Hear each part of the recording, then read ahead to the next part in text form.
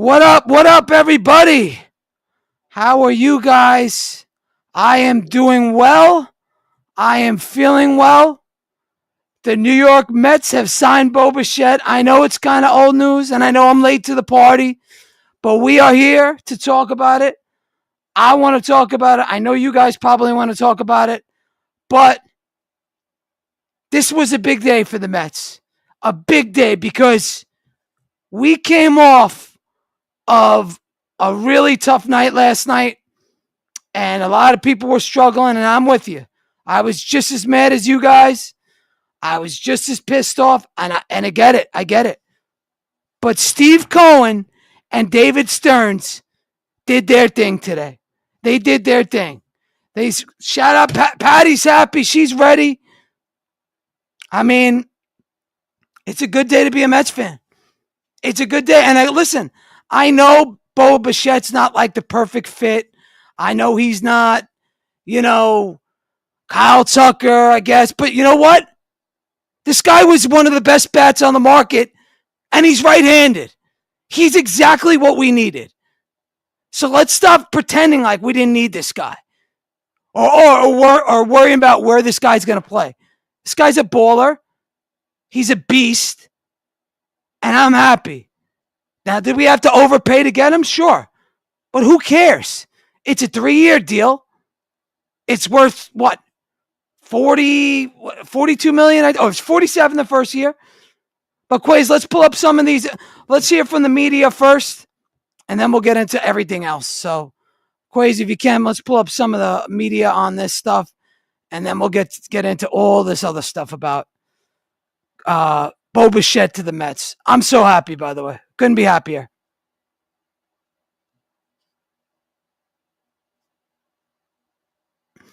So right there, 3 years, $126 million. Again, opt out after year 1, opt out after year 2. The first year, Bichette is going to make $47 million. Okay? I know that's crazy, but you had to do what you had to do. Now, even if he opts out, next year, he gets paid $42 million. So I think we got this guy for a minimum of 2 years. I do. Because 47 for the first year and 42 for the second, that is pretty damn good. Pretty damn good. And Patty, I know you want to talk about Cody, but right now it's all about Bichette. It's all about Bichette. But that's the structure of the deal. 3 years. $126 million. I know it averages out to 42 a year, but the first year is $47 million.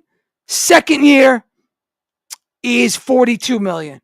So I guess what would the third year be? I don't know how that works, but I guess the Mets, I think there's a buyout in it somewhere. So again, I'm ecstatic. Yes, did we lose Kyle Tucker? We did. But we replaced him with a legit dude. A legitimate guy. And this guy's clutch. All right? This guy gets a lot of hits. He strikes out. But this guy is on the ball. This is exactly what the Mets needed. And they did their job. So I'm very happy about this signing. Very happy. And I know a lot of you guys are saying, oh, well, we lost Tucker, this and that. And where does he fit? Who cares? We needed a bat and we got it. Saying shout out to you. How am I feeling? I'm ecstatic. Who wouldn't be? Who wouldn't be with this? 11 or 12 hours after Tucker goes, we go out and we sign, in my opinion, the best hitter on the market. This guy's a clutch player. He's been in big game after big game, and he delivers. And that's the difference between him and the old guard. The old guard didn't hit in the clutch. We didn't hit when, it mattered. We struck out. We had troubles with runners in scoring position. And this is and again, right-handed bat. Now, did I want Tucker? 100% I wanted Tucker. But I wanted this guy. I put out a post on this guy on, I believe it was December 20th. And I asked a lot of people about him. But yeah, let's just get to some of the content creators before I get into the whole, what I wanted to do. Let's get into what all the people are saying in the media, and then I'm going to get into my opinion on it and where the Mets go. I'm going to be talking about the payroll. I'm going to be talking about a lot about this. So bear with me, fellas. Let's listen in to some of the other people first. Stevie Cohen woke up this morning and was like, crap. One of the things that Scott said was Stevie Cohen woke up this morning and was like, crap, I didn't get Tucker. I'm going after Bo. My argument was, I don't think he slept last night. Do you think Stevie Cohen, the way that he came into New York and is like, this is going to be a winning team. I want to become the team of New York City. I want to be this, that, like all the things that he said.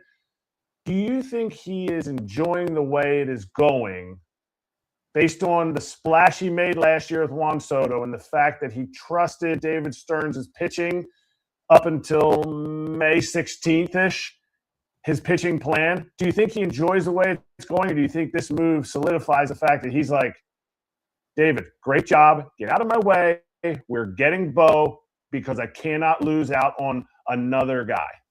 I'll be honest. I hope Steve Cohen's not happy with how it's going. The Mets still haven't done anything. So it would be honestly awful if he was like, hey, this is going pretty well. I mean, I think we know he's pretty excited about the project that's going to be going on at Citi Field in the next coming years. That's probably a big thing that's helping him out. But for this Mets team, like, I do think this was a bit of a move that was a little on tilt. Like, I think he got a little frustrated. Who cares? The Mets seemingly gave a pretty good offer to him. Maybe something that... So it does feel a little like he kind of saw in here that we have to go get this next guy. That's the guy I want. I know that it's been that the Mets had been talking about, that this was the plan all along, that if they didn't get Tucker, they'd move to Bichette. But we hadn't heard anything from an outside perspective. I think that Cohen definitely got a little frustrated with what happened last night, and they decided to put all their money and put their chips into Bo Bichette, and hopefully more moves coming forward, because this team still got, again, a lot of holes. Oh, yeah. All right, so there you guys have it. This, and I agree 1,000%. This was a Steve Cohen move. This was a Steve Cohen move, and it was also a David Stearns move. I'm not going to front. This was a David Stearns move too, because this was their backup plan. They met with this guy all the way back in the winter meetings. Okay? They met with him. They were checking in on him. So I think this is their plan B. And it's a good plan B. You know why? Because like I said, he's a right-handed batter. He's flexible. He's a high average hitter. Something that we haven't had. We've had power. We've had other things. But now we have a guy that leads the league in hits 3 of the last 5 years. That's what we needed. And we got it. So shout out to Cohen. Shout out to Stearns for getting it done. You can argue he's a better bat than Tucker. I agree. He's a better, I think, higher average guy. He hit 44 doubles last year. Played his ass off in the playoffs. You can make a case he's a better hitter than Tucker over the last 2 years. And again, Bo Bichette also has injury concerns too. In 2024, he didn't play well at all. He was like a negative WAR player. But last season, he picked right off where he started. He was healthy again. Now the question is, where do you put him? Do you put him in left? Do you put him at second?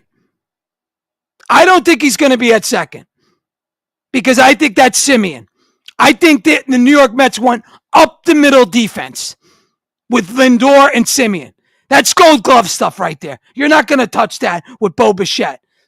Even though Bichette's improved at second base, you're not going to touch that. That's a good thing going. So maybe third base, maybe DH, maybe left field. I mentioned this. If this guy was a shortstop, you don't think this guy could play center field maybe? If Jeff McNeil played center field, you don't think that Bo Bichette can? I mean, it remains to be seen. But again, I think this is a great signing. Perfect signing. And again, I don't mind paying Bo Bichette $40-something million. I think it's a better deal than Kyle Tucker, if I'm being honest. I think it's better. And it fits the Mets more. Because let's be honest, the Mets needed a guy that, not a high strikeout guy, a guy that hits with runners in scoring position.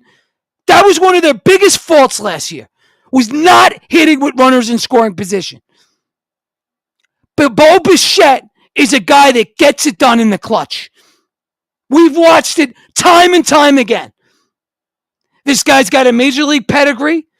His father was a borderline Hall of Famer. Yes, he played in Colorado, but he was really good for a really long time. And here's another thing. Bo Bichette is just 28. So it made sense. It made 100% sense. So I'm totally with it. And I'm happy that Steve Cohen went out and said, you know what? Fuck you. That's exactly what he did. Tucker, you don't want to come here? Guess what? I'll get Bo Bichette. And we took him from the Phillies. Because last night, Philly had offered him, I think, 7 years at $300 million or something crazy. But we did it. We got it done. And let me tell you something. We are a much better team today than we were yesterday. There is hope in Queens, and there's a lot of it. So I'm very happy about it. I'm very happy about this move. I think it fits what they're trying to do. I think it's going to work out because you could put him out in the outfield. You could put him in, second base. You may even be able to put him at first base. Now we need to look at other areas. But let's just stick on Bo Bichette on why this is good. Quays, pick me up another video of some other content creators and their thoughts on the whole situation with. We'll go to, I think, Todd Zeal. Todd Zeal was pretty good. And then I want to go to Jeremy Blevins after that.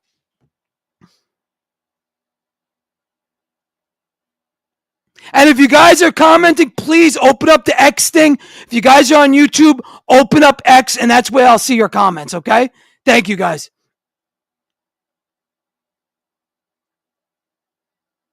Here's Todd Zeal. I can't hear it, Quays.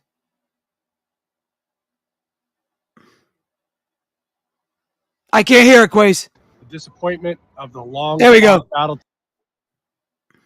I guess we get run into some technical difficulties. Wow. DM says it was a desperation move. You really think that? I don't think you're a Met fan. I don't think you're a Met fan. I'm sorry. Because you say that to me, that tells me you first off, you're saying buddy. So right then and there, I know you're not a Met fan. How is it desperate? How is it desperate at all? Tell me that. Honestly, explain that to me.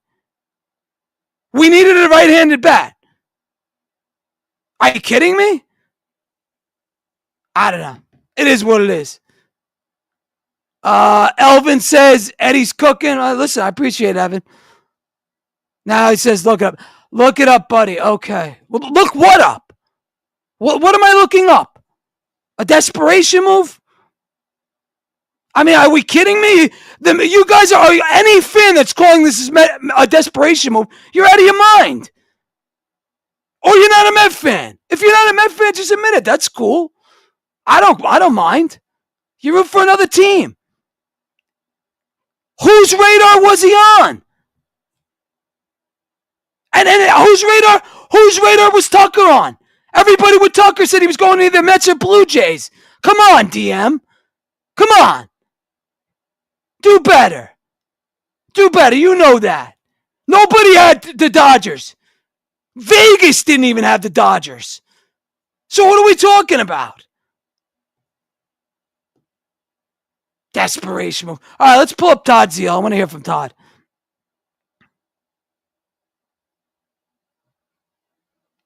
Quays, you can pull up the Todd Zeal or no?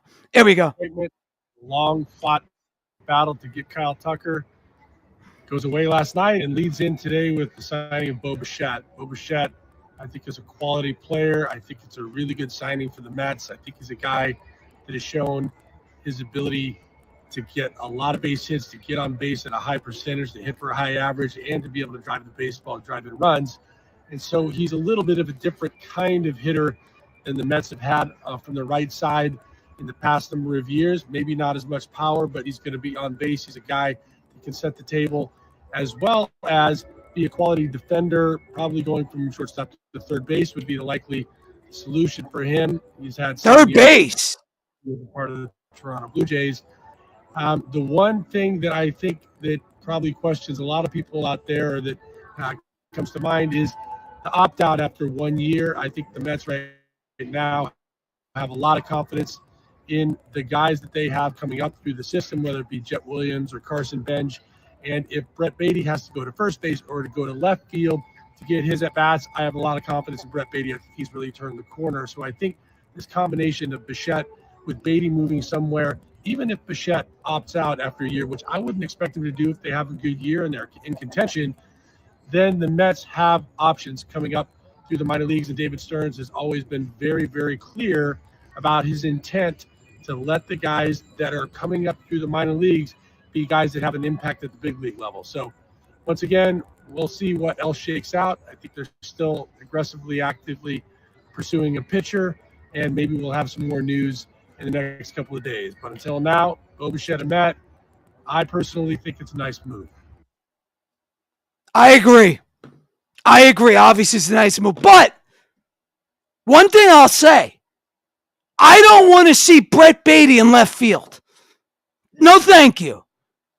Either you put him at first base, or you keep him at third, or you trade him. Brett Beatty's not a left fielder. I don't want to hear that. Don't tell me Brett Beatty's a left fielder. Please don't tell me that, because that to me is insane. He's not the fastest guy in the world. I think that you're asking for it by putting Beatty in left field. You're out of your mind. I'd put Bichette there. You put Bichette in left field. No way I'm putting Beatty in left field. I think Bo Bichette's a perfect left fielder. He's young. Yes, he's not the fastest guy in the world, but left field, you're not covering that much ground, and you don't need to have the best arm. So give me Bo Bichette out in left. I don't want to see Brett Beatty in left field. Get the hell out of here with that. No, thank you. No way. How would that even work? Again, if you're going to keep Brett Beatty, keep him at third base. That's where he's worth something. And again, I think that combination's still up in the air with Beatty and Vientos. I'd be very surprised if both of them are on the team. Seriously, I'd be very, very surprised at that. If Brett Beatty and Vientos on this team next year, I would be shocked. Shocked. And again, it all depends what they're going to do. To me, I think the higher ceiling at third base and run prevention is Brett Beatty. But you put Beatty in left field, that's not run prevention. I'm sorry. You're out of your mind with that. I don't understand that move. So hold on, just give me 1 second. I'm answering some of the people. Again, I see a bunch of you are responding to me on X. I have to pull it off my phone. So if you can, just come in the page. Same with YouTube. I might have a special guest to line up. What does Patty say? Eddie, I think there's money on Bo's opt-out like they did with Soto. Mets can trade Beatty for all I care. Yeah, the opt-out is something like he can opt out, but if the Mets pay him $5 million, he's automatically opted in. That's what I saw.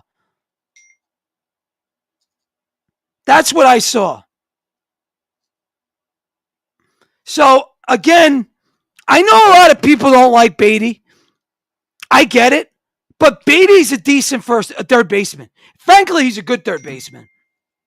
So if it was up to me, I'm gonna keep Beatty at third, and I'm putting Bo Bichette in left field. I'm more comfortable with that. Let's hear from Jim Duquette.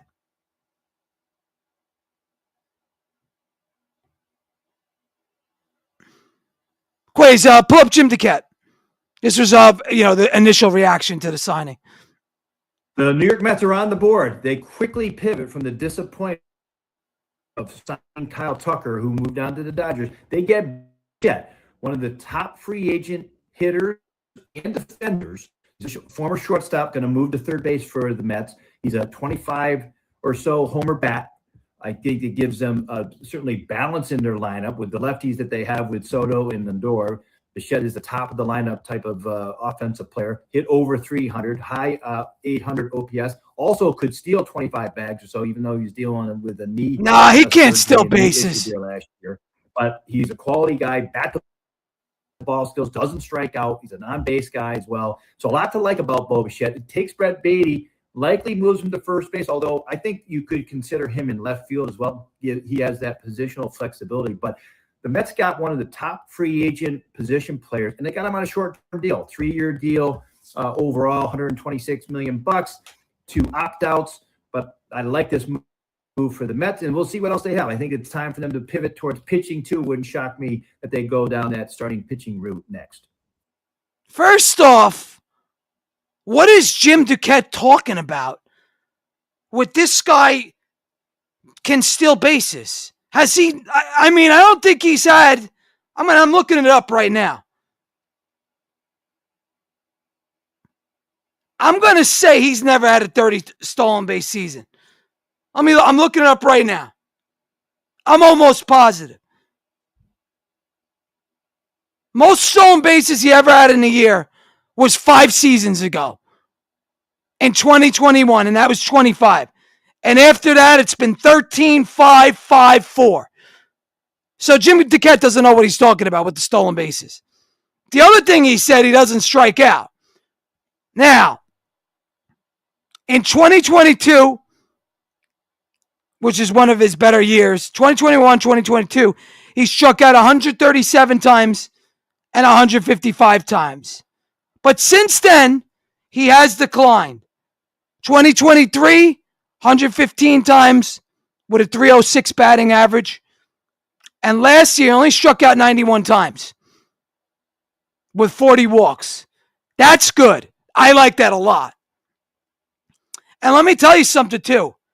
This guy's numbers with batting, with runners in scoring position. Let me get it for you. Hold on. I want to say it's like 290 or something. It's extremely high. Here it is. It's 339 for his career. So Bo Bichette for his career is at 339 batting average with runners in scoring position. All right, let's pull up. What else do we got, Quays? What other videos do we have?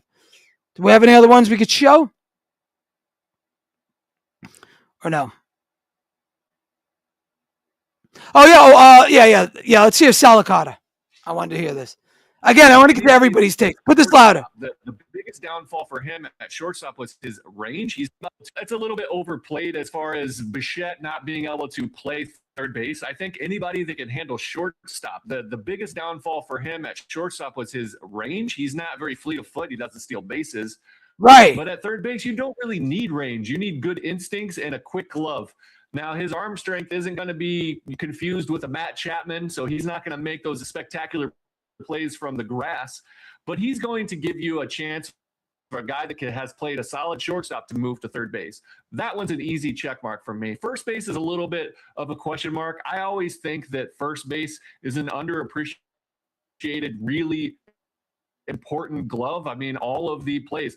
Bichette can make a great throw, but if you can't catch it on the other end, it doesn't matter. I think Pete Alonso was underappreciated as far as the glove goes, but I think Jorge Polanco or Brett Beatty, if they want him to play a little bit of first base, or even Vientos can do some things over there, they'll at least be serviceable. So I think the defense is better than it was last year at this point for sure. 100%. 100% the defense is better. 1,000%. You have Simeon at second. I would think Beatty's still going to be at third. And then you got Bichette. You're probably going to put him in left field. So now I don't know what's going to happen in center. Well, I'm going to get to that. But even if you have Tyrone Taylor, the defense is definitely upgraded. And I think Bichette would be perfect in left field. Because again, he doesn't have a cannon, but he doesn't necessarily need one. And I think he'll have enough range, even though he's not the best defender, to actually create enough defense and enough run prevention. He'll be better than Brandon Nimmo, for sure. Much better than Nimmo. So we'll see. Again, take it slow. We'll see what happens. But again, I don't see Bichette going to third base. I don't see it. I really don't.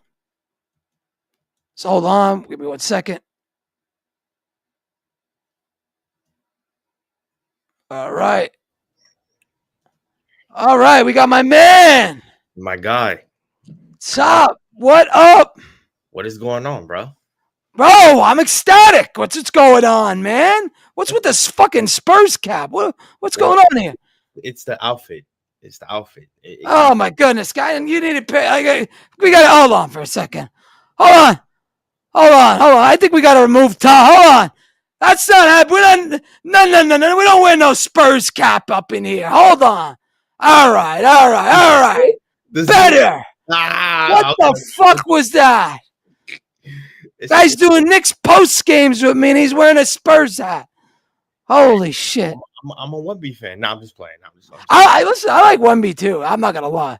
I can't front. Let me put this out on Twitter. Of course, got you. Yeah, everybody retweet, share, like the whole nine. Hey, give me top. Give me your thoughts on the signing. I'm listening to you. Hold on, I'm gonna get a drink. Absolutely. Hey man, it's a great pivot. A great pivot. You're talking about a dude that is one of the best right-handed hitters in the league. A really solid defender. He's not great. Obviously, he's a little bit of a question mark in terms of defensive run save, but he's a great right-handed hitter. He's gonna work great hitting in that 2-hole, right? I think it'll be Lindor, him, and then it'll be Soto. I think that lineup, that 1, 2, and 3 combination right there would be perfect. So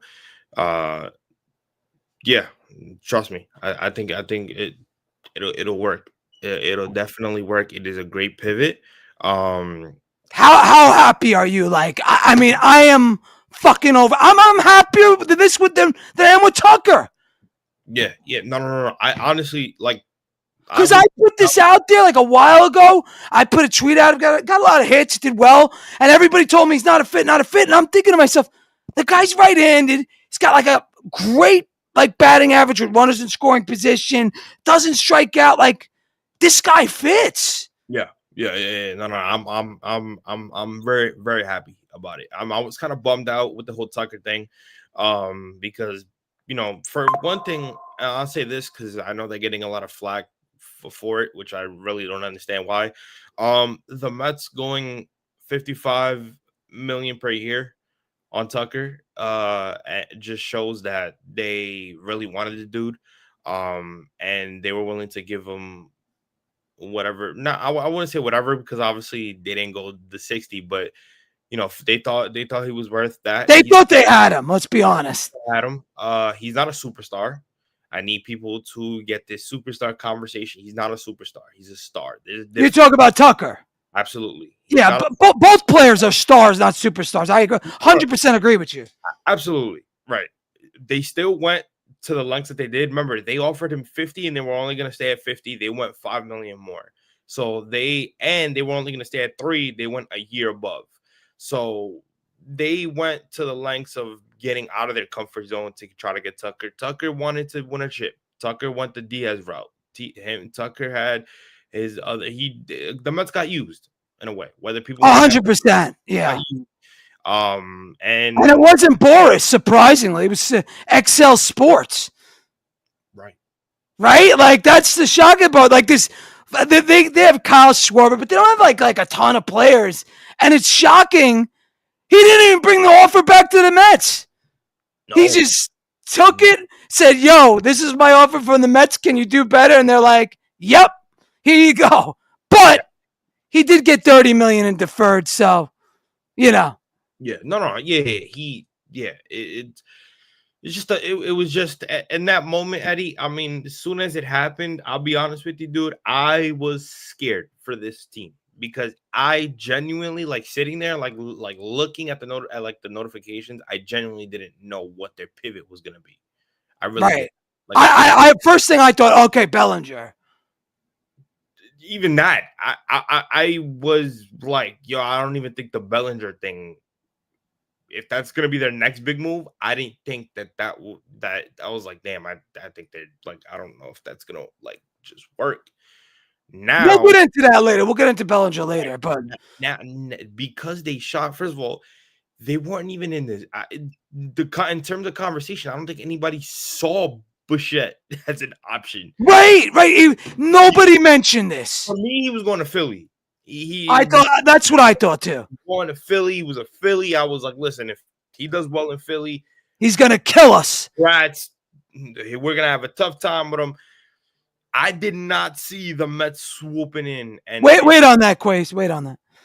I really didn't. I swear to God, he was the last dude on my mind in terms of options. I had mentioned him, but I mentioned him sort of in passing. I'm like, Bichette would be really good. I just don't know if Stearns or Cohen thinks he's a fit. That's what I said. But sure enough, you lose out on Tucker, and 12 hours later, it turns out we've been talking to this guy for 2 months. Yeah. And you mentioned something interesting. You think they're going to bat him second, huh?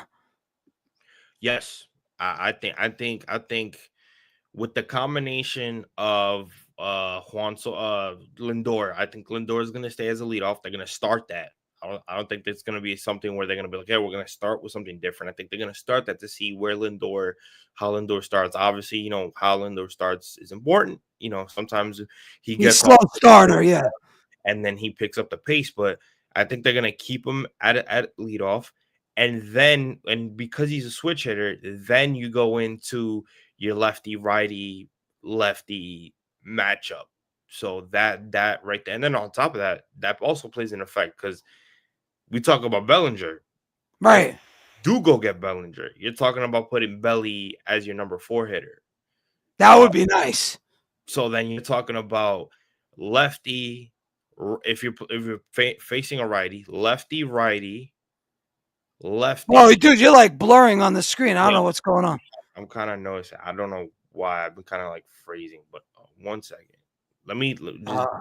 We're having technical difficulties tonight. Don't worry about it. It is what it is. Yeah, do you got Verizon? No, I got Spectrum. Okay, all right. Because I know a lot of people in New York are going nuts about the Verizon thing. So. Oh yeah, I peeped that. That was pretty crazy. Yeah, it shut down for what, like almost a whole day. Yeah, I think so. And they're offering like $20 credit. People are like, "Fuck that." Yeah. 1 second. I'm gonna just give me like. Yeah, don't worry about it, man. Yeah, do what you got to do. We'll get this. So as we sit now, and Top is getting ready to back into this. So shout out to Eva. Shout out to Tracy. Appreciate you reposting. And again, I see your comments on X, like David. You said I think the Mets aren't done. I see it, but it's on my X, so I cannot post it here. So if you want, just open up the stream. Same thing on YouTube. If you're on X, I think you comment on YouTube as well. If you want, that's how I see it. I won't see it if you just at me on X, which I know a lot of people are doing. So it's all right. It's not a big deal. But if you want me to see it, that's what you guys got to do. Speaking of which, let's get to Steve Gelbs. Steve Gelbs. I want to hear from Gelbs. I want to hear from everybody because I'm interested because a lot of people have different opinions on this whole thing. So let's get to this. What a pivot for the New York Mets. Less than 24 hours after losing out on Kyle Tucker, they swoop in, go bold, and sign up Bo Bichette to a 3-year deal. I mused about this last night when they lost Kyle Tucker. Figured the Mets would still be in play for the big free agents, and I wondered if Bo Bichette would be a guy that they could pivot to and rethink third base, and it seems like that's exactly what the Mets have done. So many things to like about this move, not the least of which is, in all likelihood, it takes him away from the Phillies. If the Mets didn't sign him, 100%. there were a lot of rumblings that Bo Bichette was heading to Philadelphia. So that, first and foremost, a big deal. This is a guy that has been a clutch hitter at every stage of his career. I have the numbers right here.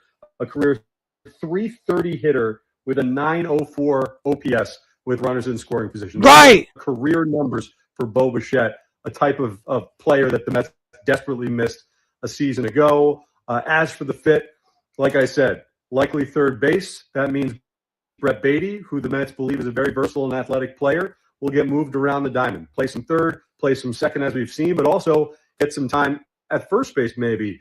Maybe move him to the outfield, play some left field as well. So Brett Beatty becomes kind of that super utility guy as of right now. But once again, huge move, huge pivot.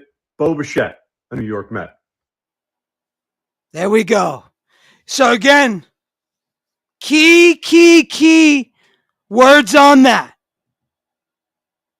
330 batting average with runners in scoring position. 906 OPS with runners in scoring position. What was our biggest problem last year? What was our biggest problem?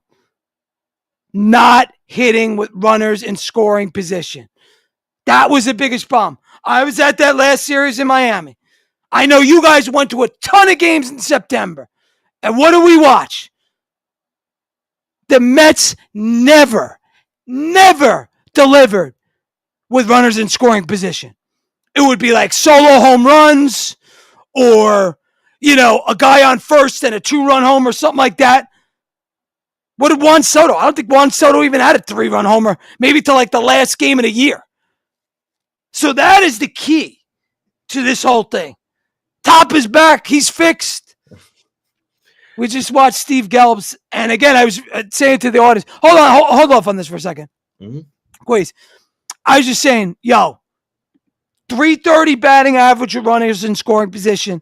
906 OPS with runners in scoring position. 44 doubles.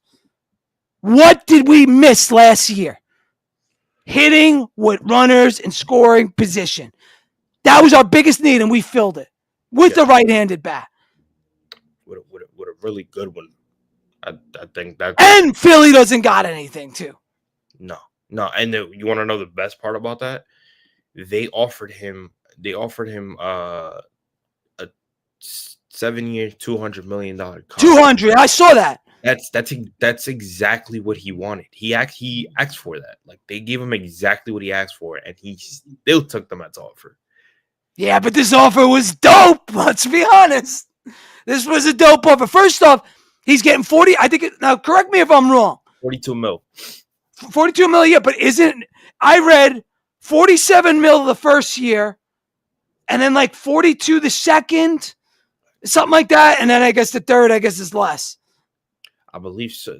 I'm actually gonna check that up real quick because I didn't. And something I read with if he opts out, you pay $5 million and automatically you could pick it up. Yes, if he opts out, yes, that I know. He if he opts out, he gets the 5 mil. No. But I think if we pay it, he's in. He's locked into the contract. Oh yeah. Yes. Which is very good. Yes. So John Heyman put he can be a free agent at 28, 29, or 30 with 5 mil, with the 5 million. Wait, I thought he's 28 this year, no? No, he's 27. Oh shit, that's even better. Like Better. we should have been on that. Like where were we? Where the fuck were we? That's incredible. Yeah, that's actually. Yo, let me ask you one, devil's advocate. Mhm. Why do you think Toronto let him go? You know what? That I really don't. Think because they're too right-handed heavy? I mean, maybe, but at the same time, I mean, I would have thought that because they lost on Tucker, that they would have at least tried to bring him back. Right. So that's the only thing I'm a little like, wait a second, hold on, time out. What am I missing? Right. Yeah. Because the dude is clutch. Had a big home run for them, and had a ton of big home runs, even down the stretch. So, Sand says, I don't know. I never read that. Did you read that, Top? I actually never saw that. That's interesting. Oh, I'm looking at the comments now. Hi, Patty. But yeah, I've never.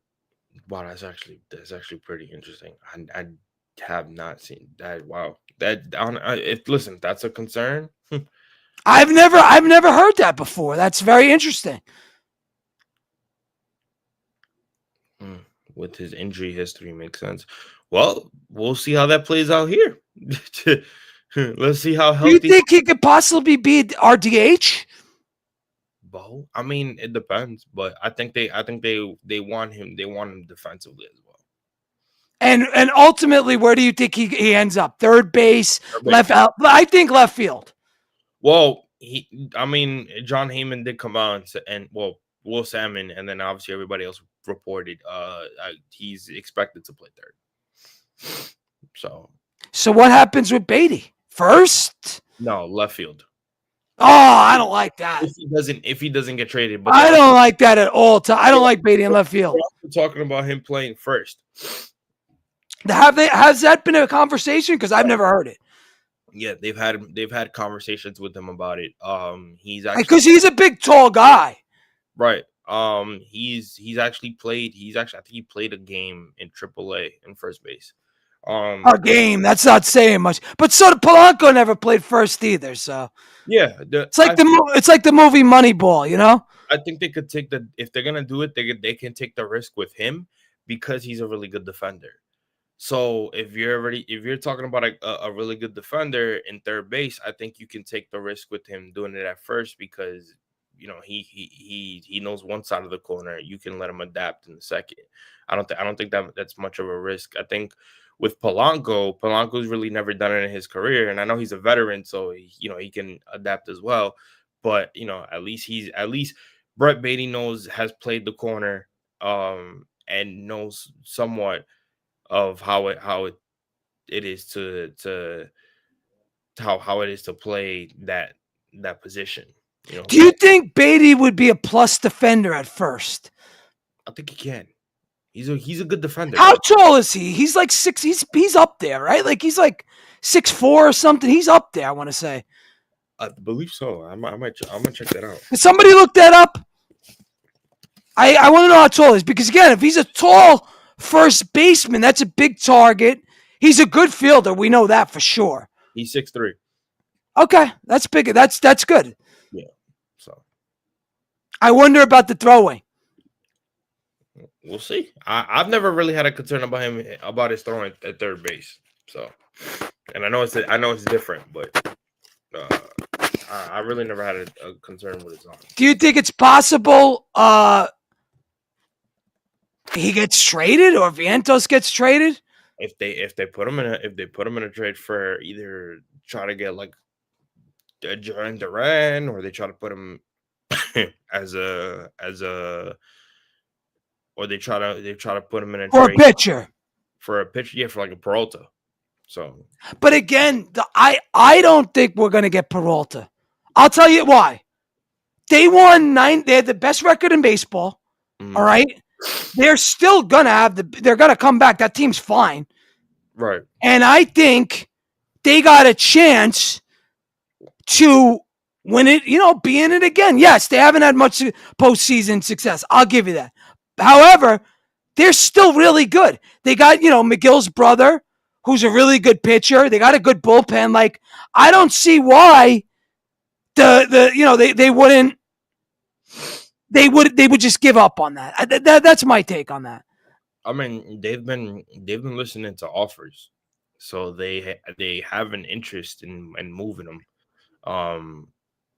It's a little weird, of course, because they're still good and they're still gonna win the NL Central, but they've been listening to offers, so it's not like they are not entertaining it, that they're not interested. They're very interested in possibly trading for him. I think he's got a lot of trade value like right now. Let's be honest. And you can extend him. That's how good he is. I know the Marlins like him a lot. I haven't seen that, but that would be, talk about a move that they would love to do, right? Just to put him with that young rotation. And they just lost one of their best pitchers in Cabrera to the Cubs. But he's not even. I don't even think that guy was that good. Like, he's like, to me, a 4 starter. Yeah, Cabrera. But the way their rotation is set up, they don't really have an ace per se. So right. The Peralta added with a bunch of young arms. Peralta would be great. I just don't see the Brewers doing it. That's it. It would depend on the haul. I think a Sprout would have to go into that package.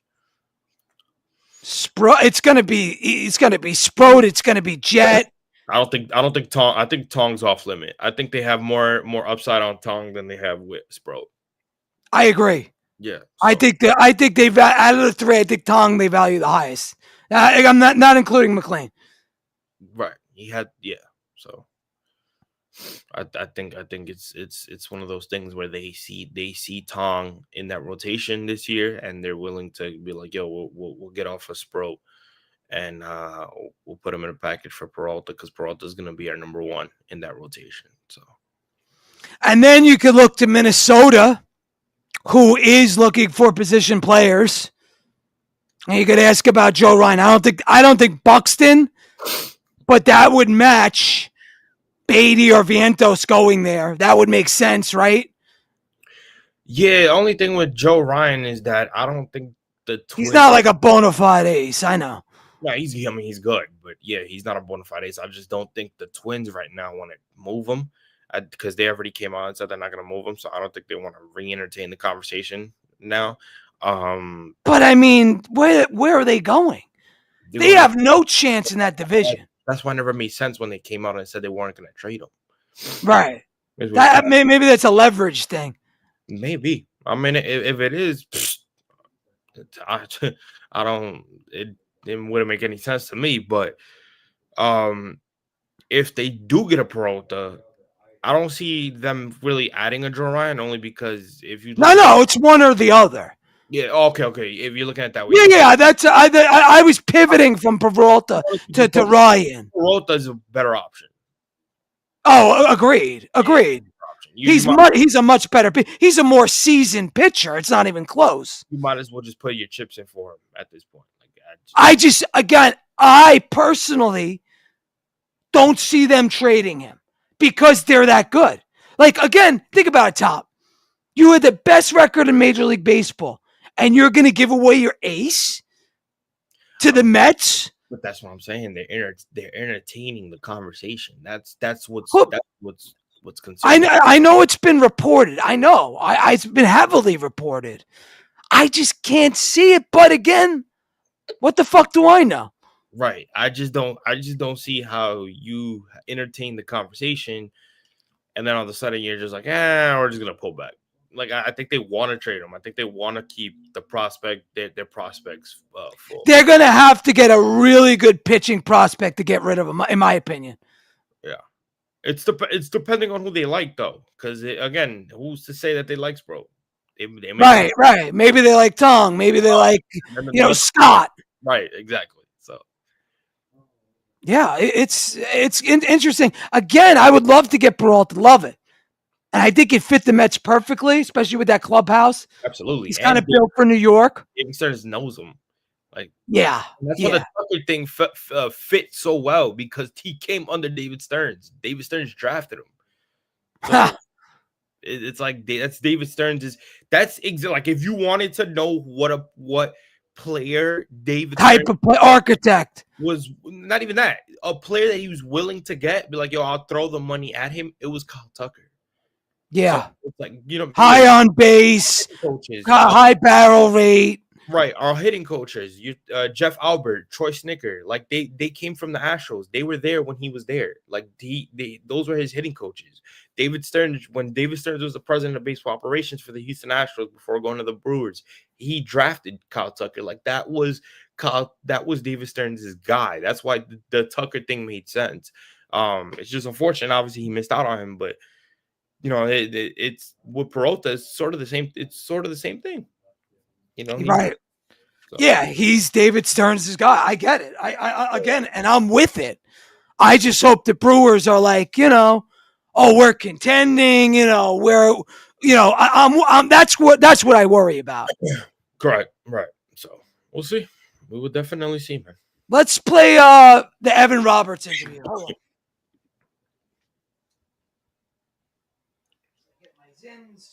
You have an issue with the fact that he can opt out after 1 year. That you're paying the guy. And I do. Okay. I do. Yeah, I liked it better when it was 3 years. 100%. And 2 would be fine. But I still have to ask the question, is this Mets team well-positioned enough to be doing a 1-year deal with Bo Bichette? Meaning, we're going to win it this year, and Bo Bichette is helping us doing it. Like the Yankees did with Juan Soto. Right. It was worth it. Right. 1 year Yeah, deal, but they traded for him. We got to the World Series. Now, we stunk, and it was what it is, but we got to where we wanted to go. Are the Mets doing that with Bo Bichette? I think they're trying to make the playoffs. They're clearly not as good as the Dodgers, but if they make the playoffs, sure, anything can happen. We talk about that all the time.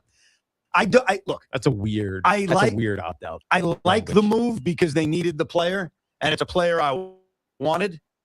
I would have loved it more if there weren't opt-outs. Yeah. I'll be perfectly honest. Yeah, of course. But they got the player. And to get a player on a short-term deal like this, you have to make concessions that seem absurd. Like paying a guy $42 million a year who's not worth $42 million a year. Right. You have to do it. We have any more from Evan Quays? If you could look up if you have any more from him. Because I know they did break down, I believe, that opt-out. He's got a full no trade clause, by the way, too. Mm-hmm. Full no trade. Mm-hmm. Which I don't care. Fuck it. Who gives a shit?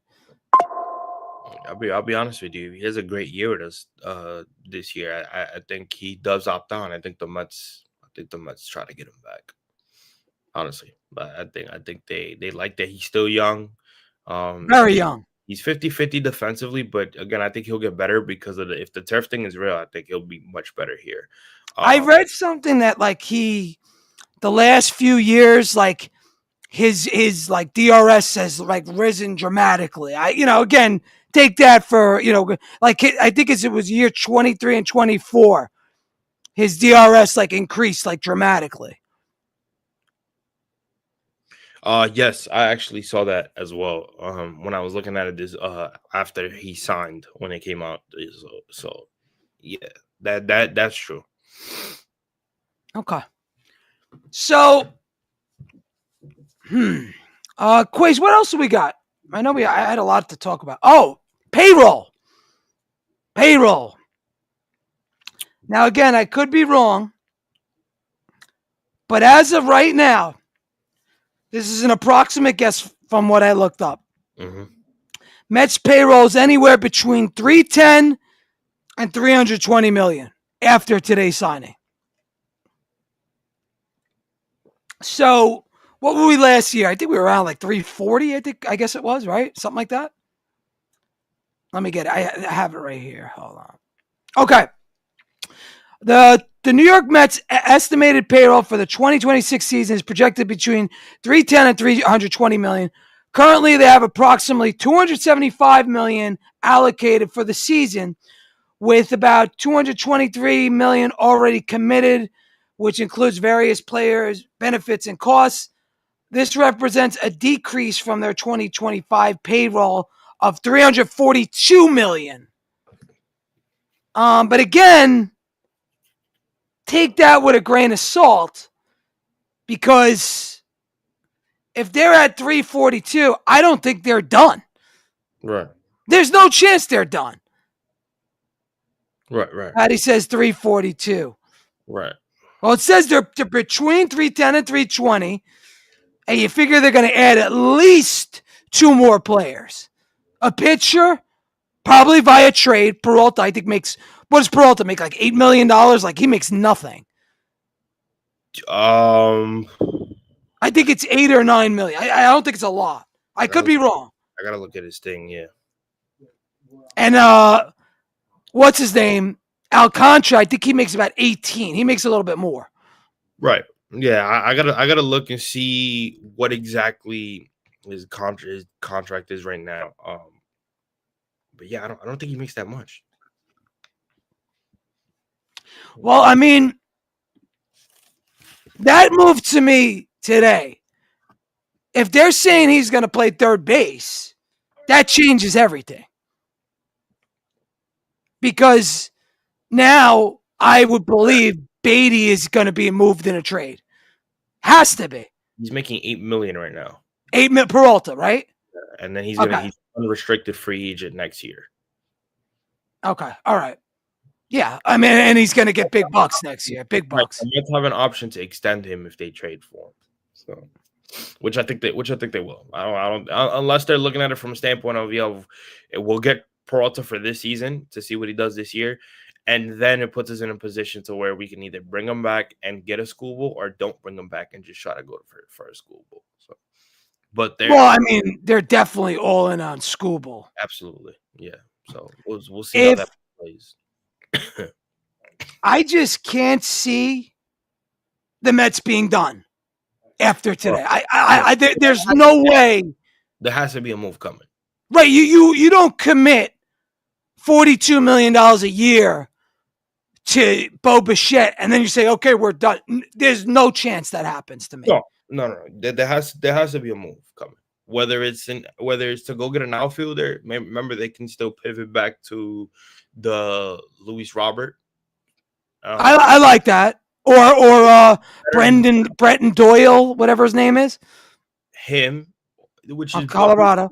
Do pivot back to the White Sox and be like, yo, we'll give you Vientos, we'll give you Luis Acuna, for Louis. How many years left does Louis have? 2, right? Louis, or is this it? This might be it. I mean, let me see. I don't know. You know what? Patty says Zach Gallen, but he's got a pick attached to him. So then the Mets, I think they lose. I don't think they'll go free agent, Patty, because I think they lose their first 4 picks or 5. Yeah, he's a free agent after this year, after 2027. He has a Robert. Yeah, he has not a qualifying. He has 20 mil. He's getting paid 20 mil right now. Okay. Mm-hmm. Well, again, that would raise the payroll now to what? 330. And then if you add a Peralta, it's only 8 million. But if you add Alcantara, that's another 20. So, Alcantara, I don't know if they'll trade. I don't think they will want to trade for a guy making 20 million. And that's why Robert might be out too. That's a lot of money for Robert, let's be honest. Yeah. And the kid in Colorado sort of projects the same as him, like numbers wise. I know he's not great. I think his name is Doyle. I forget his first name. I think it's like Breton or something. Yeah. He's their center field, but he's a right-hander though. You know what? To be honest with you, I think if you're gonna get an outfielder, bro, you might as well just try to go after Belly. I agree. Yeah, I agree. because And you do got the same thing. yeah. If it wasn't for Bichette, I would have said no. But now that you got now that you got Bichette, I would. And you put Bellinger in center field, obviously. To be honest with you, I put him at left. Really? Yeah, I put him at left. He played left field for the Yankees last year. I think that left field spot could be definitely for him. And you're talking about, like I said, your number 4 hitter in the lineup, lefty guy who's versatile. So if there's days where Beatty isn't gonna play, or Beatty's gonna be a DH, you put Belly at first. But I as much as people don't like this, I think they start off with Tyrone Taylor at center field, because he is a really good defensive center fielder, and he's gonna be in the bottom of your lineup, so he really won't be that much of a concern. What do you think an offer to Bellinger looks like?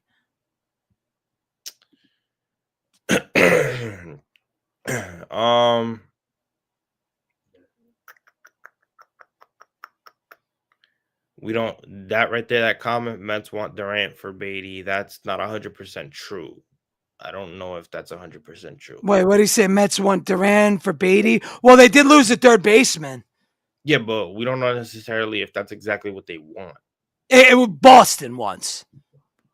No, he said Mets want Durant for Beatty.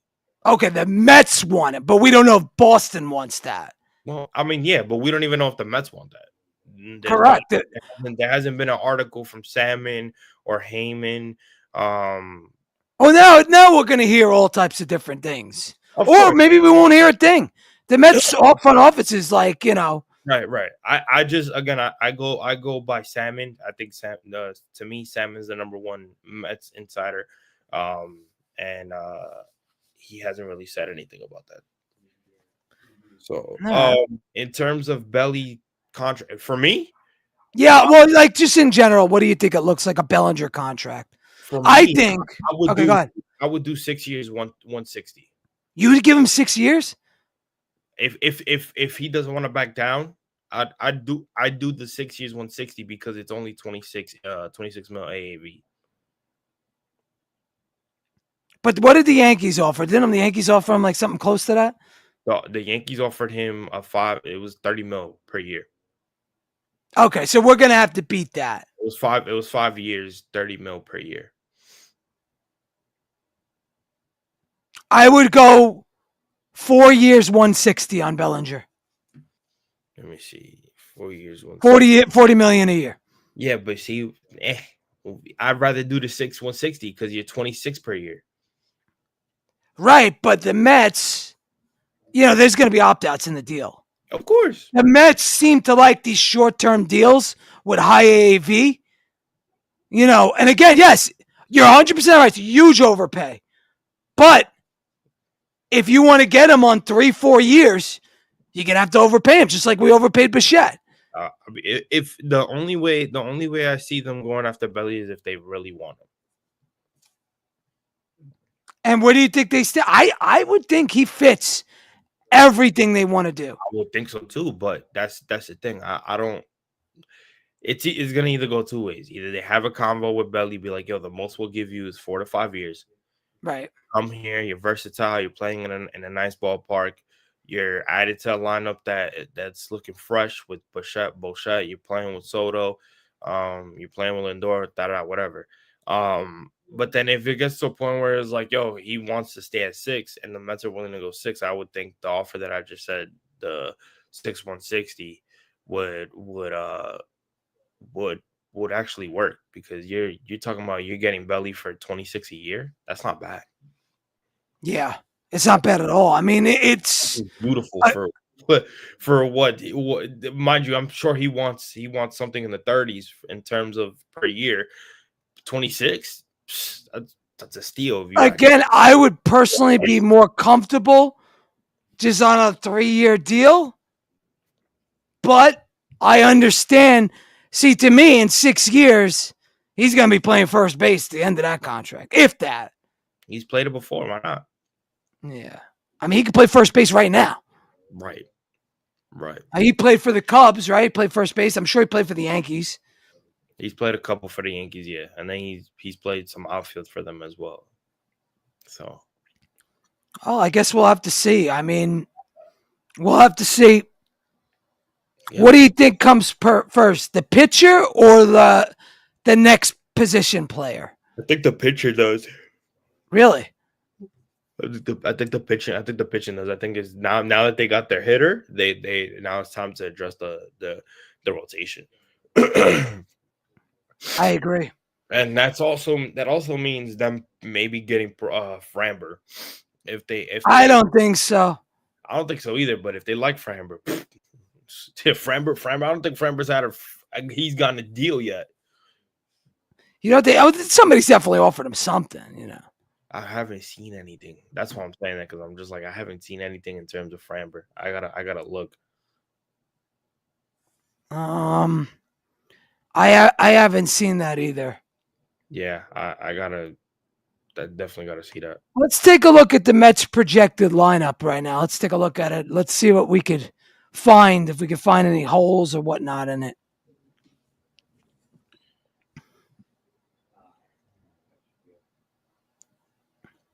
Quays, keep up the lineup. He's got us. All right, so here we go. This is just a projection. You know, we don't know if this is for sure. Lindor, Soto. I would switch that. Okay. Bo, Polanco, Alvey, Beatty, Simeon. You see what they're doing, right? Righty, lefty, righty, lefty, righty, lefty, right. That's what they're doing. Mm-hmm. Yeah, I would. Generally, the best hitter hits two. Correct. I would. I mean, you might see it might start off like that. It might be Lindor, Soto, and then Bichette. I just think he looks so good as a number two. And then, you know, I get it too. Yeah. But at 3, you're behind Lindor and Soto. That's guaranteed to have a runner on first. And he hit 44 doubles last year. Right. So he's going to be a huge run producer. This is the other lineup they had. And Soto, Bichette, Jorge Polanco, Simeon, Brett Beatty, Francisco Alvarez, Carson Bench. So in this situation, Simeon's moved up. Let's see that. Damn, they don't even have Vientos in this lineup. That's such a disrespect. No. God damn. You keep it up. That's a disrespect, man. The second one, Quays. Either of them, both of them don't have it. God. I mean, what's your thoughts on like this in general? Like, again, I like Simeon, but I do think he's on the decline. I mean, yesterday he was hitting second. Now he's hitting fifth. I mean, because you got better hitters. That's why. But for a number fifth, if you're gonna go with this lineup right here for a number 5 hitter, he's not that bad. He's not bad. Trust me, he's not bad. I just think people look at the age factor and they're like, oh, he's going down, and it's like last year he kind of dealt with a bit of injuries. But other than that, he's been good, man. He's a good defender.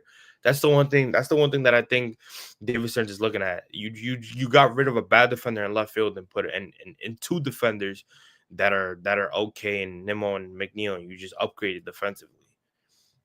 So, and I know the Nimmo thing, people are like, you just traded away a outfielder for an infielder, and it's like, yeah, they not only did they free themselves from money, but they can upgrade at that position. They upgraded in 2 they are upgraded in 2 positions just based off that trade, and then the trade with Jeff McNeil. I saw something where they had the I don't know if you saw it. It was on X, but they had all like the replacements we've done, like a line, like all how they're hit in runners in scoring position. Did you see that? Way better. Yeah, can you pull that up? Do you know who did that? It was a reporter. Yeah, I didn't see the specific post you're talking about, but I know somebody did like a side by side of like, Yeah, it was like up and down. oh my God, Eddie, I was in heaven. I was like, oh Yeah, because the runners in scoring position is fucking insane. bro, we are gonna have With Polanco, with Semyon, with Bo Bichette, all contact, compared to Pete Nimmo all and contact way. guys who McNeil. barely strike out. So you're talking about a factor where, remember, last year we were what, 0-72 after the eighth inning? Yes. Dude, we're trailing after the eighth inning. That's exactly why these moves are being made. Because of that struck a nerve with David. Of course. With all of us. How many times did we keep complaining about that? So you're making those moves to eliminate that. And I like that. Listen, he took a risk. He was like, listen, 5 years at the same core, they haven't done shit. We got to retool. It's not. I want my fans to understand it was never going to be a rebuild. Rebuild. It was never going to be. Top. I'll tell you in the beginning, I thought it was. I'm just being honest. After bat, I said they can't do it because you still have Soto and you still got Lindor in their prime. They're not going to take that risk. You can retool and obviously add better players to still keep yourself in the conversation. Oh, look at this! Can you actually pull that forward, Quace? Because I can't. I got bad eyes. Top, can you want to read that off to everybody? Because I could barely see it. Oh, the Mets 2025 F4 changes. The player subtracted is Brandon Nimmo with a +3, 3.0 F4. Pete Alonso 3.6, Edwin Diaz, and these are all pluses, by the way. Well, a couple of them. Nimmo +3.0, Alonso +3.6, Edwin Diaz +2.0, Jeff McNeil +2.1, Tyler Rogers +0.4, Ryan Helsley -0.2, obviously. Gregory Soto +0.2, Cedric Mullins is +0.2, Danny Young +0.2, Ryan Stanek +0.1, Starlin Marte +0.7, Jesse Winker. Jesse Winker's a -0.1. Yeah. +0.9, Max Kranick +0.3, Frankie Montas 0.0. All right. 0.0, which is a total of +13.4. And then the players added Bo Bichette a +3.8, Devin Williams a +1.4, Luke Weaver a +0.5, Marcus Semien a +2.1, Jorge Polanco with +2.6. Huang Bei is -0. Who the fuck is that? Juan Bays. Oh, that's the Asian guy they added today, right? No, no. We that the one we added today is a different one. And then you got Cooper Criswell, which is 0.0. He's never gonna hit the field, Cooper Criswell. So we're still a -3.2. I mean, a -3.2, but we were worse with the ones that we got rid of. So, I'll take it. I'll definitely take it regardless. Right. The biggest losses are Pete, Diaz, and Nimmo. And Nimmo to me is not like he's a good hitter, but his fielding to me was trash. For Nimmo, yeah. For Nimmo, yeah. He started kind of getting a little bit he started kind of getting worse defensively. He was on a decline. He was on a decline defensively. He like really, really came down. Yeah, he was on a decline defensively. Well, all right. Well, look, we still have more moves to make. Right? We're not done. Definitely not done. No. I just question where they go next. To me, the glaring need is starting pitching. It's got to be. Yeah, for sure. Because that it makes too much sense. For sure. Yeah, they definitely gotta they definitely gotta address the pitching. Do I think they do it now? I think they do. But we'll see. We'll see how aggressive they get. Well, all right. You figure let's do the starting rotation. There's no pictures of the starting rotation, right? We'll just ring it off. So you figure Holmes is going to be the number one, right?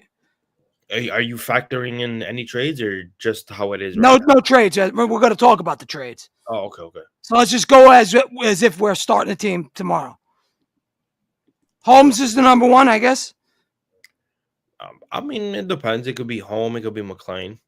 If you don't add anything, McLean would be you're more consistent. But do you want to give him that many innings right up the rip? No, but I'm gonna be honest with you, Eddie. If that's the whole reason why a trade would have to happen, so you don't have to put him in that. Pull that forward. You got to pull that forward. There we go. All right. So, yeah, McLean, Peterson, Holmes, Minaya, Senga. That's exactly, if they don't add anybody, that's exactly how I see that going. McLean had, those are projections. Those are the projected numbers, right? Mm-hmm. You know who I think is going to bounce back? If I had to pick out of all these guys, it's going to be Minaya.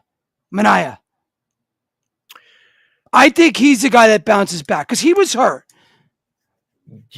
I mean, maybe, man. Maybe. Who knows? Maybe he does come back and he shows more. He has a better outing than he did. Now, obviously, I'm not saying 2024, but maybe he does have a much better outing, and you keep him in that fourth spot in that rotation. Because he was hurt, man. And when he was on in 2024, he was great. I mean, he shut down the Dodgers, remember? That's why I don't give him too much shit. Like, a lot of people are like, oh, Manaya's this, Manaya's that. He's not the same. And I was like, he was hurt. He was hurt. And he never recovered from it. Nah, he didn't. But again, he's coming back healthy. Let's, knock on wood that he does. Right. So, who's your biggest bounce back guy? Call me crazy. Senga. Really? Now Senga's moving down in a less pressure situation as your number 5.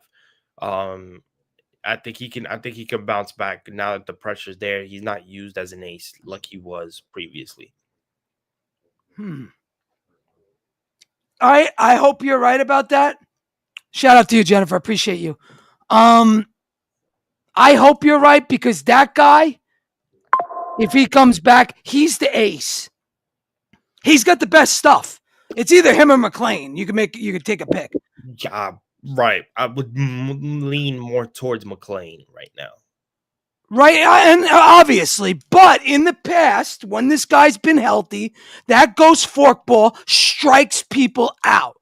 It is no joke. Yeah, he just gives up the long ball too much, bro. He walks too many people. Yeah, he's just very inconsistent. That's why I don't think they take that chance with him right now. I think they put him at a 5 and be like, listen, we're gonna give you one last shot before you shit the bed and we trade you in the trade deadline at that point. Or they might. I mean, well, no. What does he have? Another year after this year? One more year? Yeah, $15 million. I mean, he's going to be a reclamation project. I really hope you're right because if he's right, yeah, they're set. I could definitely see it. What do you think went wrong with him? Do you think he's just soft? Because I kind of have that feeling that he's soft. I mean, listen, he is. I'm not gonna, if you're hurt, you're hurt. But when he did come back, he didn't seem right. There were times where he was leaving the ball in the zone too much and giving up a lot of walks. Like I said, he just couldn't really find his rhythm, and it really messed him up. But I think that making adjustments, being able to pitch in the bottom of the rotation where, like I said, there's less pressure and you can fix yourself in that. I think that'll help him. I think that would definitely help him. Yeah, I mean, look, as Patty say, his Ks were good and she's right. His Ks are awesome. I mean, that's what I love about the guy. The problem I have with him is that you're excellent, but you come with instructions.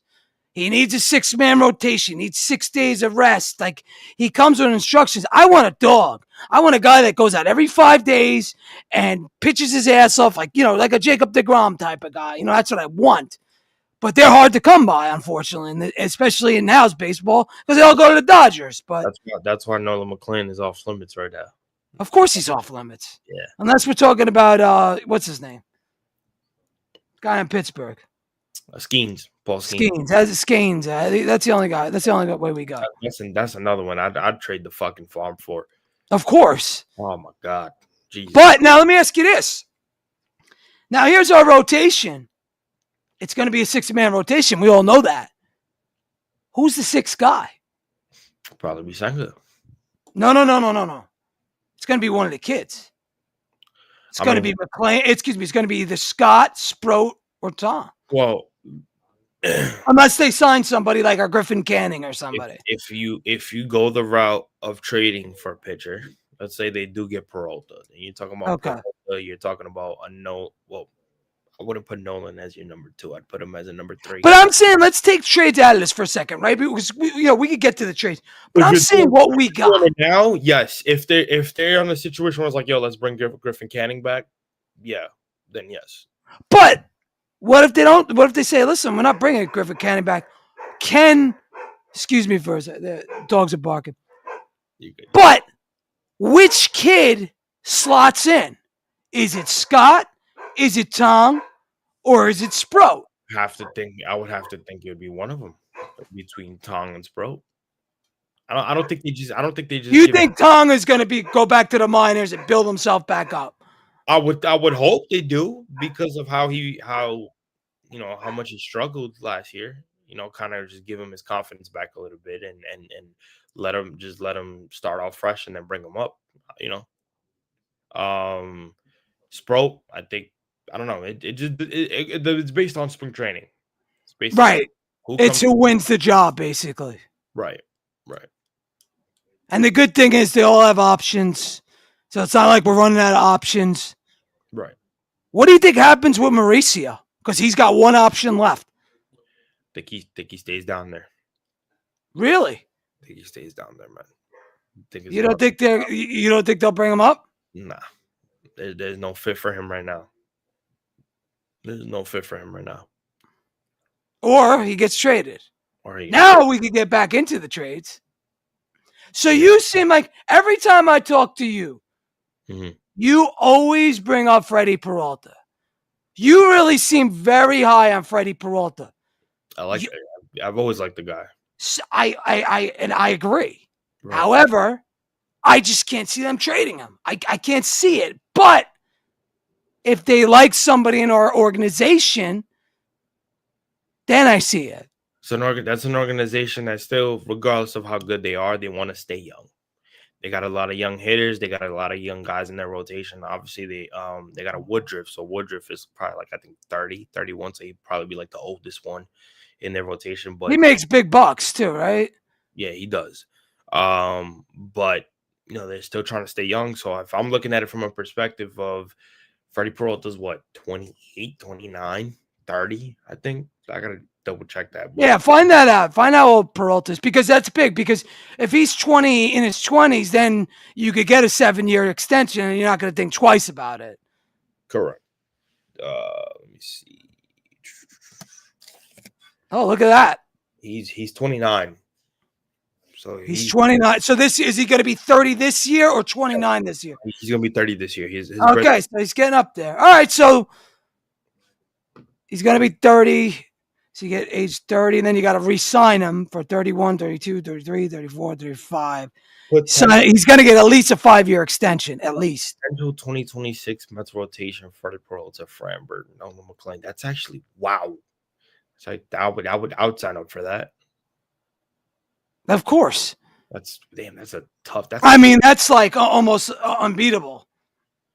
I would definitely sign up for that. Yeah. Except I would put, like I said, depending on Jonathan and Brandon Sproat, but Kodai's not even in the thing. Ooh, okay. They don't even have Kodai in there. Mm-mm. So Kodai would be moved for possibly maybe a center fielder.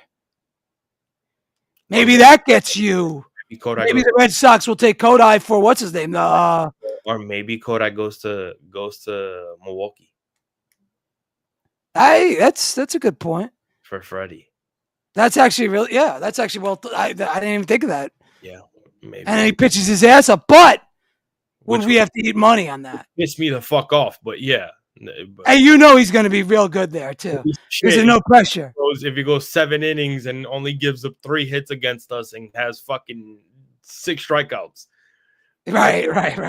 Fuck, like we were waiting for you to do this on a consistent basis since your rookie year. You haven't done shit. Well, he's had halves where he's been great, Been hurt, right? but it's just It would still suck because there's so much potential with him. So Peterson is sort of the same way though. yeah, Manaya's not even in the fucking rotation in this rotation right here. Jesus Christ. Yeah, so that means they're going balls to the wall. Manaea is going to be here. I would take the fucking thing, but yeah, I don't see the I don't think Framber's coming. Yeah, I don't see the. I don't think Manaea is going anywhere. I don't see Framber getting the money from that he wants from the Mets. Yeah, I mean, look, that would be dope. Whoever came up with that, got good creativity. However, I just don't see it happen. Yeah, I don't see it. Yeah. So last things, before we wrap up, if you had a wild card signing for the Mets, just out of the blue, and I'll give you mine, who would it be? It would have to be Belly. Really? Okay. Because see that to me is sort of like not like we're kind of in on him. All right, I say it's a wild card because of you're talking about a player that the Mets wouldn't necessarily give him what he would want, but they end up getting him on a shorter deal, and they end up bringing him back to earth. I think that would right there be that would be a wild card for me, because you know what it is. Watching what's going on with him, I don't think him and Boris are letting off that 6 years. I think they're like, no, we want our 6 years. Right, and I agree with that. That's his issue. That's his issue. He's gonna have a Pete moment where Pete had to take remember the first deal he took with us before he opted out. Yeah. Shorter. What was it like? I think he's gonna run into that because I don't think teams are looking at him, and I think the team, Yankees are looking at him like, bro, you're not worth 6 years, and I think the Mets are gonna be in that same situation. I think if the Mets get him, I think it's going to be on like a 3-year deal, same as like Bo Bichette, where they pay him like 40-something million, and then if he takes it, great. Maybe they do give him the opt-outs with a 6-year deal. Maybe that's where it goes. Where I think you could do an opt-out after 2, I think, or 2 or 3. With Belly? Yeah, if you give him a 6-year deal and you give him an opt-out after 2 or 3. Yeah. I think they do it that way. I think they look at it and they be like, listen, no full no trade clause. We'll give you an opt-out after 2. And we'll give you your 6 years just because they want them, and they're like, fuck it at this point, because they really got the bat that they wanted, and that was Bichette. So they're like, we'll just add another good bat, and he'll help us out defensively.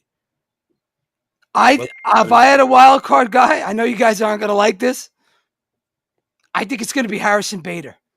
Oh my Jesus. I mean, I wouldn't be mad at that. Because I could sort of see him coming here. I don't think it's going to take big money. I think you could probably get him for maybe $18 million on like a 1-year deal. Yeah, probably. I don't think he'd mind. Yeah, that's an overpay too for him. That's a big overpay.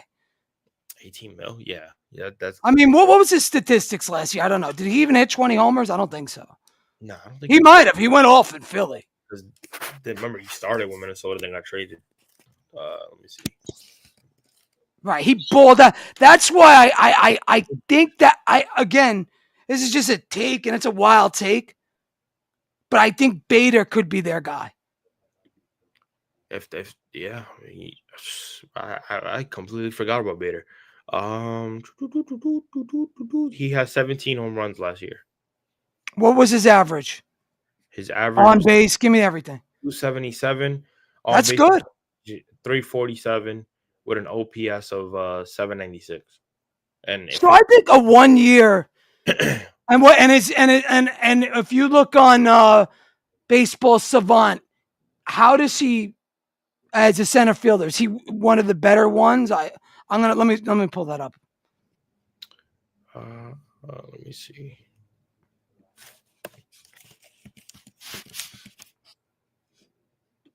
Because I want to know his fielding metrics. If they're off the charts, There's a lot. You know what sucks with him? There's a lot of blues when it comes to his offense. his range is 92, which is excellent. Arm value sucks, 48, but that's not the worst. But his arm strength is 84, so he could throw the ball. His value means that he doesn't hit the target. Right. So that's what that means. Right, 1 right. year, 18 million. Give me Harrison Bader. I wouldn't be He's mad. got a lot of blues with the bat. I see it. Yeah. I see what you're talking about. Yeah. So it just depends what Harrison Bader you get. You know. Right. Do you get the Harrison Bader from 2024 when he hit 236 with 17 stolen bases and a 657 OPS, or to get the Harrison Bader from last year who hit 277, 17 homers, and a 796 OPS? That's pretty good. Right. If they don't get a belly at that, I think they pivot to that. But again, now with Bader, you're too right-handed. But I guess you were going to go with what's his name, Tyrone Taylor. It really doesn't make a difference. It doesn't. Yeah, it doesn't. He's better than Taylor. Yeah, in a way. Now, don't get me wrong. To the audience, to everybody's listening, I want Cody Bellinger. Do not get me wrong. I just don't know if Stearns is going to go there. Right. I think he's going to go there with the pitcher. Go in, put the pieces in with the trade. Right. Yeah. I think he's getting there with pitching. I think that's where they pivot next. Unless they're trying to do all the hitters in one, and they're just trying to get who they want to get offensively for the lineup, and then they end up pivoting to the pitching. But yeah. I'll tell you this: 3 weeks before the pitchers and catchers report to spring training. So at the end of the day, we got Bo Bichette. All right, we got a guy that we got him on a 3-year deal. Talk about a pivot, right? What a great pivot. That's to me. All those people that were talking shit about Cohen and Stearns yesterday. Oh, they have no plan. They had a backup plan to Kyle Tucker, and this was it. So give them credit. They are doing their job. And it's not like Bo Bichette's not a consolation prize. He's legit. Absolutely. He's legit. He's one of the purest hitters in baseball. I mean, he's led the league in hits for like three of the last 5-6 years, something like that. He's great. Right. Oh, Patty likes Tyrone over Bader. Wow. Okay. Because let me guess, Patty, you think he's going to revert back to being Bader from 2024, correct? That has to be it. Mm-hmm. But again, we got Bo Bichette. We got versatility. He could, God forbid, Lindor goes down. He could play shortstop. Now I know he's not great, but Acuna can too, which is good. Mm-hmm. Play second base, play third, left field. I wonder if he could play center. Probably not. That would be the test. I mean, I don't know. Depends if they want to see that. Right. But again, we're talking about a team that put Jeff McNeil in center field last year. Jeff McNeil. They thought the defensive metrics would work. And Brandon Nimmo it really worked. Wow. Yeah. But I listen, I give David Stearns a lot of credit. I do. Short-term commitment, high-end talent, roster flexibility, and no dead money. It's not they're going to be dead money for 3 years. You know this guy's going to produce unless he gets hurt. No dead money. You want to know something? I know he really hasn't done anything yet in terms of win anything, but he stick to his philosophy. Whether the fans love it or hate him, he's like, listen, this is the route that I want to go. You guys are on board or you guys are not. Right. And now we got an anchor in the lineup now that Pete left. We got to anchor back. High average guy, high OPS, 44 doubles. They got better defensively. And I think that's the key thing. I think that's what they were looking at. They were like, listen, offense is going to come naturally, but I need defenders in here. You're not going to win baseball games if you don't got good defenders. And I think that's just what it was. I think they got clutch factor too. Yeah. Let's be honest. Now we got guys that can hit with runners in scoring position. That was such a, what, like you mentioned, 0-72 after the 8th inning. Like, do you have any spark whatsoever? Like, we would go nuts over this. Yeah. Great day to be a Mets fan, man. And shout out to Steve Cohen, too. Yeah. Everybody gave him shit about not opening up his wallet, and his checkbook. Yeah, can't fire it on them, man. They did a really good pivot, man. Not even with the Tucker thing. I can't even get mad at them. They offered him 55 per year. 55 right. per year. That's insane. Right. And he's not even that good. He's really good. He's really good, but he's not a star. He's good. He's not a superstar. And they were right. The Dodgers give him superstar money. Like they fucking said, yo, here, like just take it. This motherfucker wants a ring. Cool. They pivoted to their next best option and they got him. They stole him from the Phillies. See, that's why I always say Philly fans could kiss my ass because we know no matter what it is, we own the Phillies. The Mets continue to own the Phillies and they just robbed the player that they wanted the most. Yeah. And look, like M-Easy says, it's nice to have, a guy that could potentially hit between 280 and 300. That's like a good thing, bat to ball. Hitting doubles, getting on base. How many times did we see strikeouts in big opportunities last year? Or second and third, no out. Couldn't get a run in. Oh, I had enough of that, man. Enough. That 1-2-3 combination with Lindor, Bichette, and Soto was gonna feel like fucking heaven. Right. Oh my god, I can't wait. And the second year Soto, whew. Yo, the league better watch out, bro. You think he could put up 50 this year or what? He could probably do it. 50 homers? If he starts off hot, he could probably do it. I want to see. I'm talking about an MVP year. Like I'm talking about like him actually winning the MVP this year. I hope so. Well, he's got protection now. Now you can't pitch around him to what's his name? Jorge Polanco.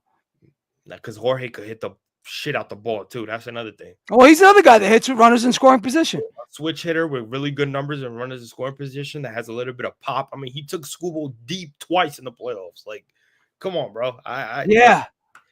Stearns knew what he was doing. He took the bullets. He was like, and he could hit left-handers. Yes, he's a switch hitter. I think that's the best part. You put him remember, he's there to fulfill your first base /DH obligations. If he's not playing first base and he's your DH, you have a really good contact hitter who's a switch hitter. I don't think Met fans or anybody comprehend. Yeah, is like. Yeah, my only question with Polanco is him at first. That's my only question with him. I'll take the risk at this point. I'll take. They had to know something we don't. They probably had a conversation with him, and he was willing to do it. They said, "Listen, but not just willing to do it. We want him to do it and do it well." Well, right. Is he? I believe he's a right-handed glove. Correct me if I'm wrong. I believe so. Yes. I just think they had the conversation with him. Like, yo, we already have Marcus Semien here. He's gonna be our second baseman because he's really good defensively at second base. Him and Lindor are gonna be insane up the middle. That double play combo is gonna be so nasty. Right. Can't wait. No Jeff McNeil to worry about. I can't wait. I cannot wait. They listen. It didn't after Pete was gone. It didn't look right. No. They found ways to pivot and make it much better than what it originally was. I wanted Pete back, but you know what? I did too. I Or I would have took Schwarber. That was my whole saying. No Pete, give me Schwarber. Yeah, in terms of the offensive production, correct. Like the bombs. Yeah, right. Yeah. Hitting bombs. So M. Easy says, what does he got? Former middle infielders moving to first base and third base is not as big deal as people are trying to make it out to be. You're right. Yeah, You're right. Again, it takes time for them to adapt. I think they'll be fine. I really do. Unless it gets really bad to where like the errors are up there and stuff like that, then of course within time you're gonna have that. Top, hold it down for 2 minutes. Hold it down. You're gonna have that as a concern, but again, you're willing to take that risk with the hitters that you have. Nobody's a liability in this lineup. Nobody is. And Eddie put 2 different versions of the lineup at SNY's version, and then they put Talking Baseball's version. The lineup is much better than what it was last year. I'm being so honest.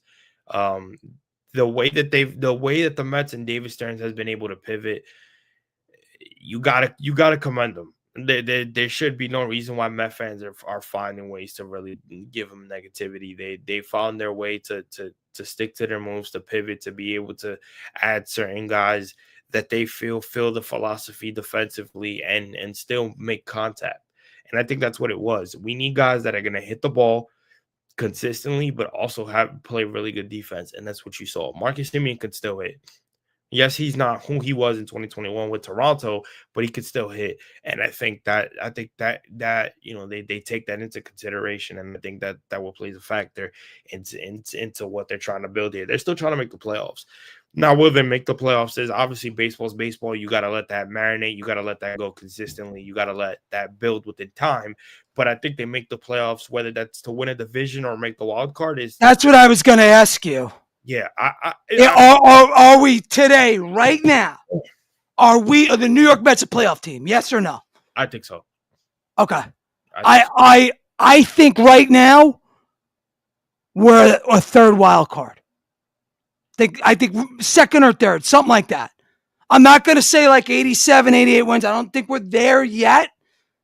But I think around 86, I want to say, right now. Now, again, you give me a pitcher and you give me a left fielder, center fielder like that, then I think I'm going to move the bar even more. Wild card or not, bro, I think they make the playoffs, dude. Yo, we got a tough division. That's the problem. If they take the division with this team, bro, you're going to see a whole different side of top bunk. I might just be puffing my chest and talking shit because nobody has us winning the division. So they better hope we don't win the division, bro. I'm going to be honest. Well, nobody had us winning the division a month ago. Now, things are looking different. I don't even much different division now, dude. Honestly, I really, I'm being so dead ass. Really, I'm. All right? So let's talk about this. The obvious threats: Philly, Atlanta, and to a degree the Marlins, I guess, right? Depending on how they start off. Depending on what they do. We don't know. Like the Marlins, they always play us tough. Like we have a terrible record versus the Marlins the last couple of years, or last year at least. Yeah, we like, suck at the Marlins. Right. We don't play well down in Miami for whatever reason. Yeah. Now, you look at the Phillies, they're an older team. Realmuto took a step back last year. They lost Suarez. Right? Who they re-signed Schwarber. Did they bring anybody that I'm forgetting? I think they did make a move. I believe they did sign somebody. Realmuto was the last one. They just but I want to say they signed a big name during free agency, during like the winter meetings or something. The Phillies? Yeah. Nah, they haven't made a move since the Schwarber move. Really? Okay. Yeah. The Realmuto is their recent big move, which they had to make because the Bichette, they wanted Bo, and we snagged that from them. We stole that. That was a straight steal. Give me that shit. When Bob Nightingale put that out, and said that Bo Bichette was asking for 7 years, 200 mil, and the Phillies gave him that, and the Mets like that was. What do you think the Mets did? It was a higher AAV. He probably wanted. Who's Bo Bichette's who's he represented by? Is he a Boris guy? No, right? No. Let me see. No, I don't think he is. Let me double check. I will check that for you right now.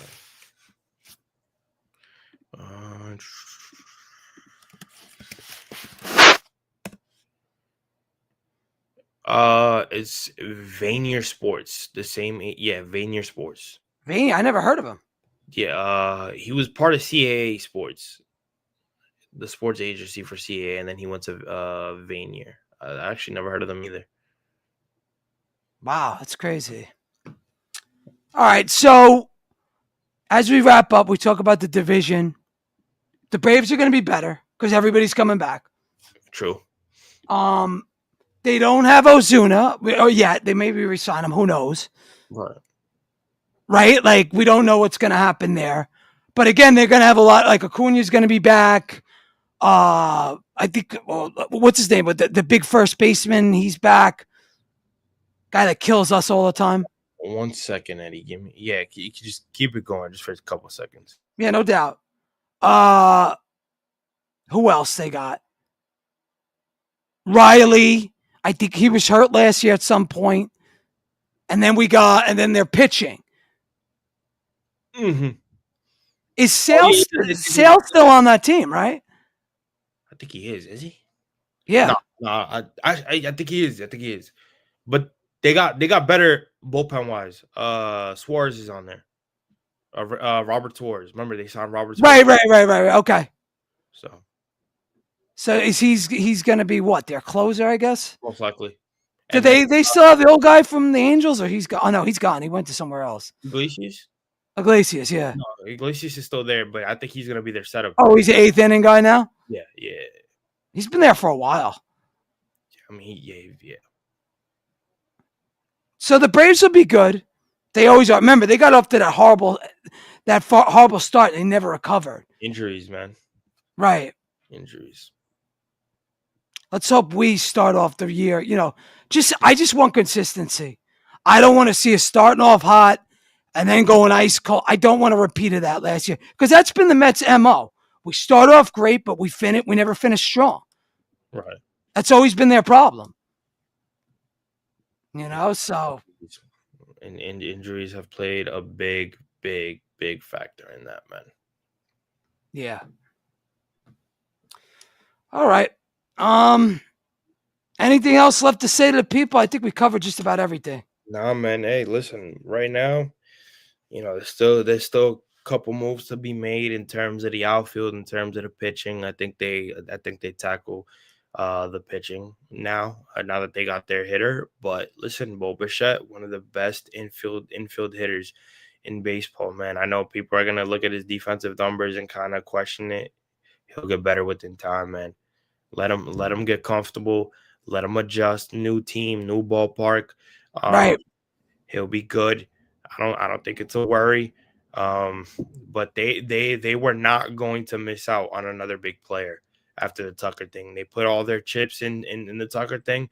They got used. They went to the next option. They signed them the next day. Exactly. 12 hours later. They didn't even wait. So I think we're a much better team. And you know what? I'll be honest with you, Eddie. I think there's less pressure for this team than it was last year. And now everybody kind of gets to exhale and just play their baseball. And I think it's a much better team. So I can't wait. But there's still moves to be made, man. Yeah, exactly. Again, it was the ultimate pivot to me. The ultimate pivot and the ultimate move by the owner to say, okay, we lost Tucker. Here we go. This is what we're going to do. Correct. And we went out, short-term deal, high AAV. We've been doing what we said we were going to do. Now, you go out, you make the trade for a starting pitcher, whoever that is, whether it's Peralta, I don't even know. Because you know what I've learned with the Mets? I don't know what their next move is. But I know they got something up their sleeve, that's for sure. And I guarantee you we're going to get another starter pitcher. We'll get a center fielder, and that should do it. And then you wrap it up, and may the best man win in spring training, and you go from there. Correct. But with that said, appreciate the 1,500 plus people in here. Thank you so much for coming in. Again, if you can, go to my YouTube, Garden City, that's CITI Media. Hit that subscribe, hit that like. Also, follow my man at Top Bunk Sports. Hit that like, hit the subscribe. I think it's the same on YouTube for you and across all your platforms. Yep. Get my guy Top. With that said, let's go Mets. I appreciate everybody. Good night. God bless. Have a good weekend, everybody, too. Long weekend, everybody. Enjoy.